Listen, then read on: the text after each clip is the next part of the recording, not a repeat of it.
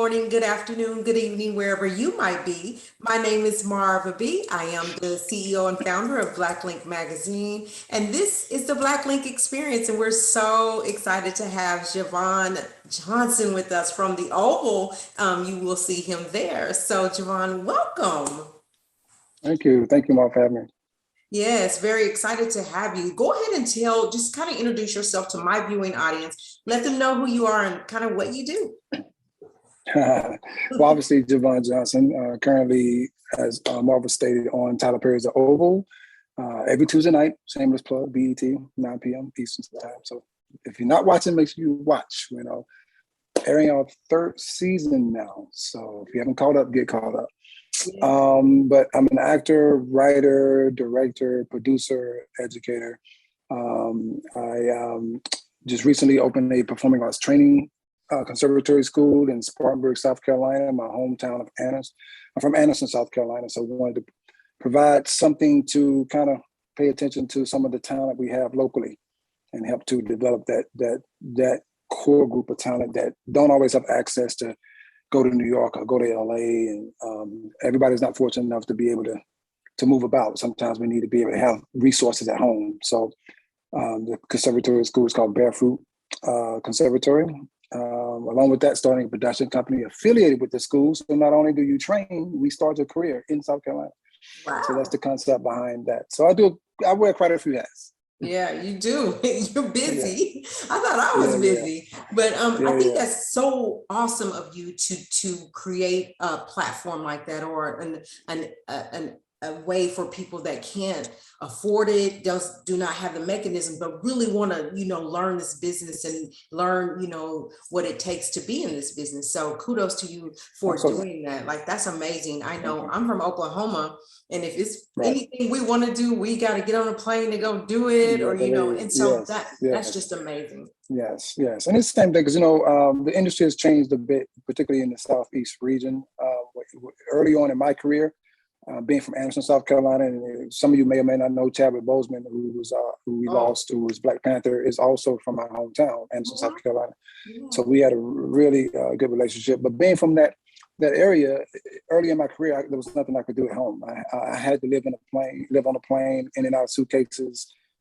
Chicago, LA, New York. At some point, I stopped and I looked at what was happening in the state of Georgia and the film industry. And I said, wait a minute, things have changed, things have shifted. So I can literally go back to South Carolina and just hop in a car instead of hopping on an airline and traveling 500 miles. I can just travel 90 miles and have a career. And so that's what I decided to do. And with that, it also magnified the opportunities that are more accessible for people from the state of South Carolina, the Carolina area, who want to get into the industry, because it's a step away. You can literally get in your car and be in a version of Hollywood. And so, but with that comes a great deal of responsibility in terms of preparing yourself for those opportunities and making sure you're educated and trained up well enough that you can be competitive in the market. That's amazing. People think, well, if they're acting, they make all this money. If they're an actor, well, no, they're just trying to get in the business. And even if they have a gig, they're still maybe have a full-time job. So it's not easy to just get on those planes and travel and pay for hotels and do all those things that it takes. So that's awesome of you. And I wish you all the success in that. I'm sure people appreciate it. Thank you. Let's talk about you for a minute and your inspiration to even get in the acting business. Is this something that you've always wanted to do? Like, how did this come about for you? No, it wasn't anything. Again, being from Anderson, South Carolina, it's an industrial textile culture here, because I'm here now in Anderson. Automotive industry. So the kind of the lifestyle here was, if you put 40, 50 years in the plant, you lived a good life. You get a nice house, get a family, get a couple of cars, maybe got a couple of BMWs in the driveway. That's a good life, right? Wasn't much in terms of the field of entertainment. Like, when I was young Black boys were not talking about being actors and writers and poets and any of that. We were talking about playing sports. We was talking about working at the mill with the plant. We might have been talking about being rappers. Being singers, a lot of singers come out of the church, obviously, but that was the extent of it. Nobody was talking about hey man, I want to be like Denzel on movies. Right. Like that wasn't part of our vernacular. So it wasn't a shared idea with young black men that I grew up with, young black boys that I grew up with. I kind of fell into this. I was kind of spiritually led into this. It wasn't something that I consciously said, I got a talent to do this. I aspire to do this. I was led to do it. And I didn't really fight it.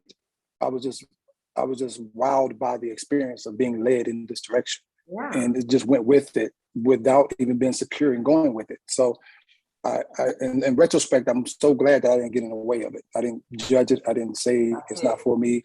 I just felt like I was being called, and I was just following the calling with every piece of insecurity I could have along with that. Yeah. So I remember being a writer.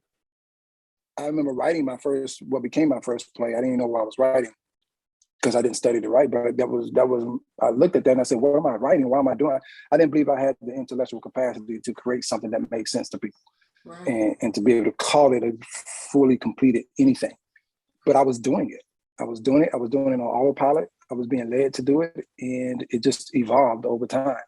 And now I probably had written 3 or 4 plays and had won about 6 or 7 national awards, and still was not calling myself a writer. Right. It took forever for me to say I'm a writer. Wow. Just, so that's been my journey. It's been spiritually led. I've had faith in it. Yeah. It's been rooted in faith that this is what I should do. And of course, now at this point, I own all of it. I own it, I claim it, and it is who I am. And I honor it, and I try to give back and make it mean something to the world. Absolutely. Sometimes, and I'm a spiritual person, so sometimes, we think we know where we're going in life, but God's like, no, I didn't tell you to do this. This is what you're going to do. And you go down the path that he provides and that he has always planned for your life. So let's talk about the Oval. And let's talk about how you got that connection. Did you have to actually go audition for your part? And how was the auditioning process? Yeah, I auditioned. I went through the traditional route of getting in, agents sending me an audition and saying, hey, this is what it is, step tape and all that stuff. What's funny about it is I've been involved with Tyler Perry projects before. Right. Over a span of like 10 years. I was in Daddy's Little Girls, did a episode of House of Pain, and then Medea's You sure did. Halloween. Yeah. You sure did. Okay. Yeah, I did.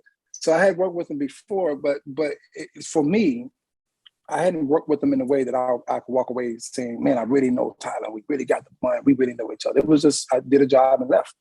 So it didn't seem like much to me. So when I got the audition for the Butler, it was on the heels of me saying, I'm tired of playing pastors, because everybody was casting me as a pastor. And I was like, the last 4 or 5 projects I did was a pastor. And I told my agent, don't submit for any more roles that's a pastor. And so in the midst of that, I get this role for a Butler. And I said, immediately, my knee-jerk reaction was no, because I'm like, I went from trying not to do pastors, and I'm going to put a uniform on and be a Butler. Right. And it's like, somehow that didn't make sense to me. And I was like, I wasn't going to do the audition.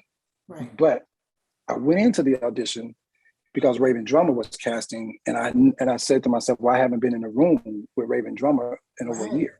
Right. So I really didn't go in to audition the book apart. I went in to just get reacquainted with the casting director. Right. And just to be in a space again. Right. So that turned into me booking the Oval. You booked it. Fascinating. Yeah, that was on a Friday. Uh-huh. Saturday morning, and I'm not a morning person. My 8 o'clock is 12 p.m. Uh-oh. And so I auditioned, and I teach a lot of actors and writers. I have a lot of students.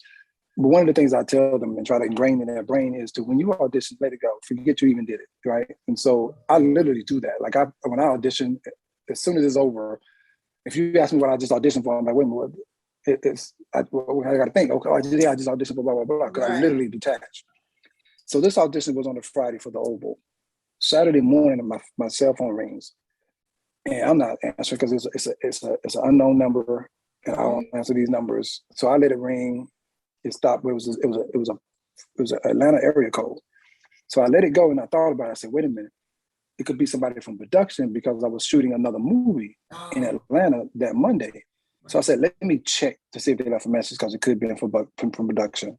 I check it, and it says, hey, this is Tyler Perry trying to reach you. Call. And I was like, now this is like 10 o'clock in the morning. I'm not up. Like Right. It's not 12 p.m. yet. So I'm like, whatever. Tyler Perry calling me. Okay, fine. So I hang up. I'm like, I wasn't even gonna, I was like, I'm getting my sleep. I'll deal with this later. Then I thought, wait a minute, what is Tyler? I said, Tyler ain't never called me. And I said, Tyler got my number, none of this stuff. Like all these thoughts Right. when you have sleep, right? When you have Yeah. sleepy. And then I thought, because I'm actually a clown. So I thought, oh, somebody playing a joke. Okay, Right. I'm gonna play this joke with him, right? So I'm thinking, okay, let me keep this joke going, right? Right. So I called back thinking I'm gonna recognize somebody's voice and blah blah blah. And it was like, hey, Tyler Perry here. And I was like, dang, this sounds like it is. It's actually Tyler Perry. Right. Oh my gosh. So it was Tyler. Tyler was calling me the next morning about the audition that I had just done Friday night for the Oval. And he's just talking to me about the show, about the role. And he's saying, it's just not an ordinary Butler. He's got a whole story, things going on outside of the whole suit wearing thing. And we had this whole conversation. He's doing most of the talking for about, 10, 15 minutes. And he's talking about how he shoots his shows, how rigorously and how fast he moves. Right. So he says all this, and he says at the end of that, he says, "You think you can handle that? Think you can keep up with that?" I was like, "Yeah," but in my mind, I'm thinking, did he just offer me the part? Right. Like, is that? Because I'm thinking while he was talking, I'm thinking, why is he calling me? Right. Like, I'm trying to piece all this together because Right. I'm like, I'm just waking up. I don't know. Awesome. I'm like, Tyler's never called my phone. I'm trying to deal with the fact that Tyler just called my cell phone Saturday morning. And you're not awake at that. And I'm not awake. So he says all this, and that he's like, yeah. I was like, yeah. He's like, okay, well, we'll be hearing from him soon. So I hang up the phone, and I'm thinking, dang, did he just offer me the part? I don't even know if I got the role. But Tyler just called me and talked to me about this thing. So I was like, I guess there's a good chance I got it. But again, some things I teach my actors is until it's official, it's not official. That's so right. That's right. I just said, you know what? Hey, all that meant to me was I'm being highly considered. Right. And that's what I settled with. And so we went through the other process. We went through the screen testing. We went to TPS for almost a half a day. He flew in a lot of actors up for the show, and we was probably there for like 7 or 8 hours, going through all these auditions and pairing actors together. And he put the combination together they liked. And at the end of that, they sent some people home, and they sent myself and some others upstairs and said, Mr. Perry's going to be in to talk with you guys in a few minutes. Well, that few minutes turned into about 30 or 40 minutes. So we're sitting in this room like nobody's told us anything other than go upstairs. Right. So what we're thinking is, because we've been auditioning for hours at this point, we're thinking, okay, we're about to do another final round of auditions. Right. And it's just going to be with Tyler. That's what we're thinking, right? So they kept coming back in. He's coming in a few minutes. We were like, okay. Then we stopped believing that. We were like, okay, he'll get here when he gets here. Right. So he finally walks in. And he says, hey, he thanked everybody for being patient with the auditioning process and, going through it and giving us, all the good stuff. And then he finally said, welcome to the Oval. And everybody just lost it. It was like, wow. So we was looking at the entire cast of the Oval. So that's an amazing story. Because how many times would Tyler Perry wake up and call, call you, have a conversation with you? Well, congratulations on your role. Like, we've been following you. My mother is crazy about the Butler. Oh, yeah. And so, so I want to know, how did you prepare? Because listen, the Butler walks into this first family is totally different from any first family you will ever meet, and it's chaotic. Your emotions are up and down. How did you prepare for a role like that? Because the Butler is not like that. It's totally night and day. Yeah. This it's one of the well, first of all, preparing it's twofold, because Tyler doesn't work conventionally in the traditional sense in terms of how people shoot film and television. Here. So obviously, Tyler moves at super fast, which is not what we're accustomed to. So as actors, as artists, you have to adjust, right? So you don't get the 2 or 3 takes, maybe 4 takes. You don't get the time to rehearse and sit down and really talk out and map through and process. We don't get any of that. Right? We got to get a shot. If Tyler's happy, we're moving on.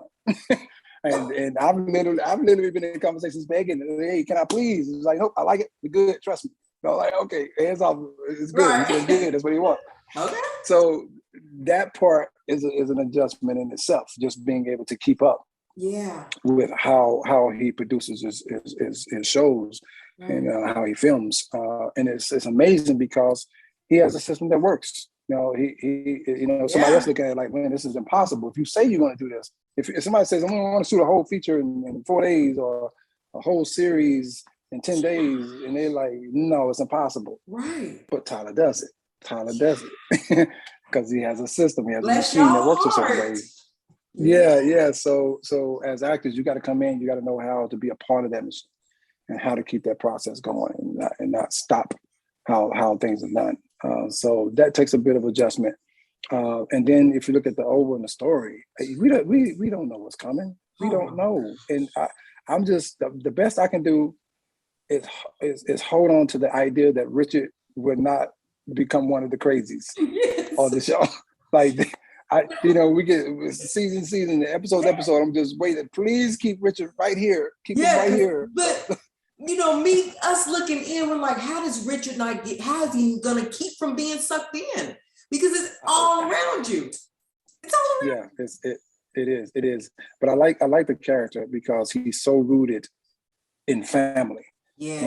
And leadership and integrity and a man of service. Right. And he has very high standards and moral beliefs, and which is really challenging for him to see him have to deal with the idea of stepping out on his marriage because he was hurting so bad. It's not that that's who he is. It's just that he had no way of dealing with the fact that Nancy would not give him the information he needed to still start his healing process. That's right. And so he was a wounded man. He was a wounded man, and that became a desperate thing where he's just reaching. And in that sense, Richard became something he really wasn't for that particular time. So exactly.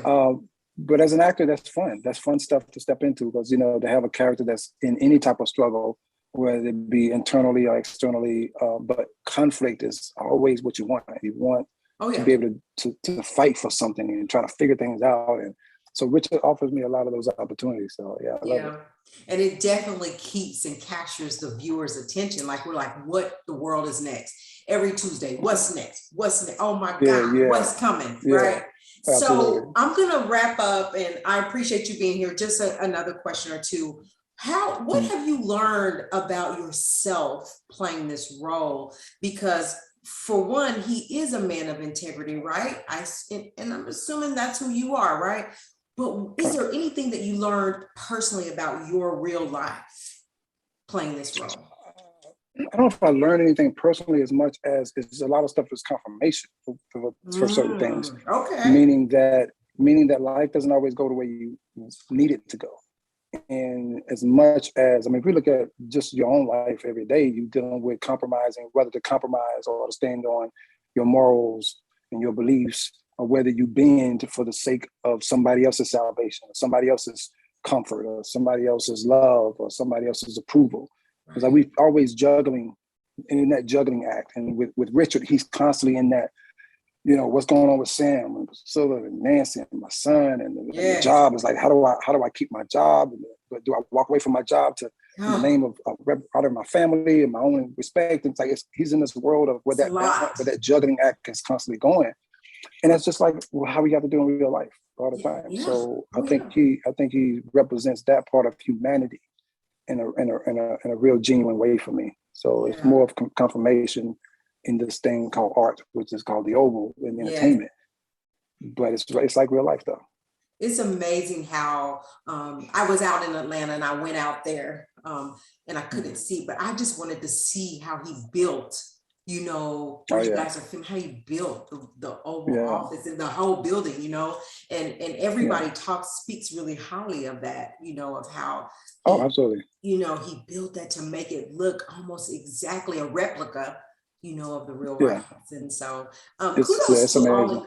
Did you guys see it from ground up? Like, was it already? That was the most amazing. That was one of the most amazing parts about season 1 is because we got to witness the White House being built. So we would ride by it every day, and we would see a little piece of this, a little piece of that, and a little piece of this, and a little piece of that. And we was one of the first people to be able to walk in and finally see the finished. Well, it wasn't even complete at that time. Totally, it wasn't totally complete. There were certain floors that still weren't complete, but it was up. But we got to see that process, which it was just amazing to know that it was happening, and to see it actually be completed. It was like, they did him well. Whoever did that, whoever builds for him, they did it well. And you guys play you play your roles to I love Nancy. I do. I like her. I like her role. But I love the Butler. I love everything about the Oval, right? And so kudos to everything that you guys are doing. What I really like is that you guys are people of color being able to work, and maintain, because in this business, it's not easy to keep, maybe you're working this week, maybe next month you're not working. So kudos to you and for the recurring role. What's next for you? Or are you currently working on something else outside of the Oval? Obviously the school is an everyday thing. Yes. We're working on with that. It's a nonprofit, and managing that school. But I'm also a writer, as I said, so constantly writing screenplays and teleplays and shopping those things. I'm slated to direct a couple of independent films that I also either a writer on or a co-writer on. Either a producer, but directing next year. Also starting a tour for 2 shows. One is called Sanctified, and the other one's called When Love Calls. So those 2 shows will be on tour soon. So if you hear about Sanctified or When Love Calls, make sure you get a ticket. Come check it out. I get a ticket, especially I'll come fly to see it. Yes, I'm gonna keep my eyes open. We'll be following you. How can people reach you out on social media sites so that we can know what's going on with you and to be able to follow you? I am on all social media platforms. I am Javon Johnson. You can reach me there. All right. Well, we'll be following you. Black Link Magazine supports everything that you do. You're an awesome actor. Like, I'm glad that you're teaching people to be great, right? And giving them the real, right? So they don't walk in this business. This business it can be kind of crazy. So it's a crazy business. So you really gotta be prepared for it. And, that's right. There's enough people getting taken advantage of and all those things. So you just gotta be prepared. That's right. And thank God for you. So again, we appreciate you being here. Good luck in all that you do. And we wish you nothing but success. You guys, we're going to go for now. But in the meantime, remember, respect yourself, respect each other. God bless. Thank you.